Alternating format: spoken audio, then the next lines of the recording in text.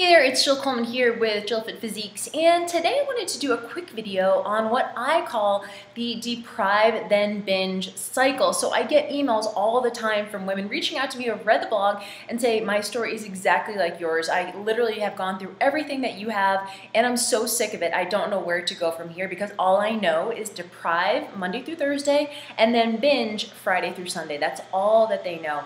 The ironic thing about this is a lot of times people don't have an issue with this until they've done a diet.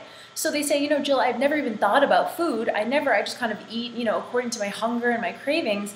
And then I went on a diet, whether it's a competition diet, whether it's on a detox, a 21-week, whatever, fast, detox, cleanse, whatever it is. Once they go on something that restricts them, then all of a sudden after that there's like this obsession with food, with counting calories, counting macros, watching every bite of food that goes through your mouth and feeling as if you need to be perfectly on a plan, 100% compliant, and if you're not, you might as well just go way off and have everything that you want, right? What the hell, I'm gonna have whatever I want, start again on Monday. This is the deprive-then-binge cycle. The ironic thing about this is that when we get caught up in the deprive and binge cycle, we're so focused on trying to limit the damage that we do on that Friday, Saturday, and Sunday, that the only option we feel like is to go back on that competition diet, go back on that super strict cleanse, that detox, that whatever worked for us the first time. We always feel like we need to go back to that. So Monday morning rolls around, we have our food, we have our Tupperwares, we're ready to go, and we're so strict. Again, right? So I got this email recently from a woman who said, Jill, my competition coach, when I did a show last year, told me I couldn't have fruit and dairy. So I'm so good up until Thursday. No fruit, no dairy. I'm so perfectly on my plan, clean as a whistle. And then all of a sudden, Friday comes and I just want to eat everything, and I do. How can I limit that damage that I do throughout the weekend without just immediately going back on a competition diet? And I get it, because you feel so disgusting by Sunday night that you just feel like the only option is to go back to that super strict plan, right? That deprive. But here's the thing that I really want to point out to you guys. The extent to which you end up binging is 100% reliant on how deprived you feel, right? So there's other things like stress and anxiety and all of that other stuff biochemically, but here's what happens. When we deprive, when we say this stuff is off limits, fruit, dairy, grains, I'm going low carb, I'm going low fat, I'm doing whatever. Anytime we kind of restrict ourselves and deprive, the extent to which we feel that deprivation is directly related to how much we'll end up overindulging later. So if you think about it that way, then you can't keep going back and depriving, right, on Monday morning, because that's not the answer. The answer is not, I just need to be more strict because I was so disgusting on the weekend, I have to be more strict this week. That's not the answer. That's actually the opposite of what you should do, right? Because we know the more we feel deprived, the more we end up binging later.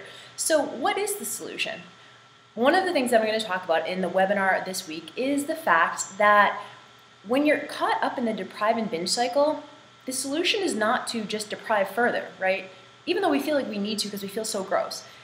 The answer is actually to start a more moderate approach and actually start giving yourself little kind of nutritional concessions, little nutritional gimmies through the week, right? Monday, Tuesday, Wednesday, Thursday. I call them preemptive cheats, to take the edge off a little bit so that by Friday you don't feel like you just want to eat everything. So I'm going to say that again. Small nutritional concessions, right? Small nutritional gimmies, Monday, Tuesday, Wednesday, Thursday. So by Friday rolls around, you're like, I'm good. I can eat my normal meals and I have that small nutrition concession that I'm going to give myself. So what would those be? Things, I like to call them preemptive cheats. They're things that don't put a lot of fat on, but they also don't help you get too lean either. But what they do is they make you feel more satisfied, more satiated, fuller for longer, so that you don't ever get to that point of complete deprivation. Things like a couple strips of bacon.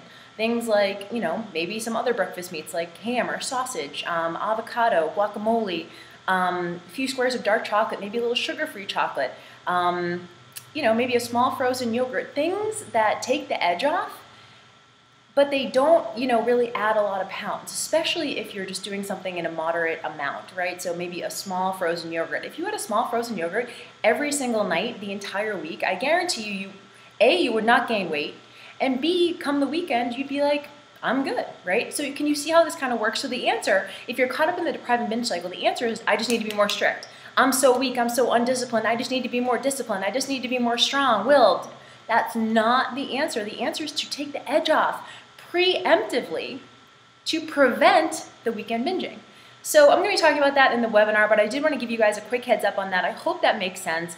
There's so much more about this in the JillFit blog. Feel free to check it out, and I'll see you soon.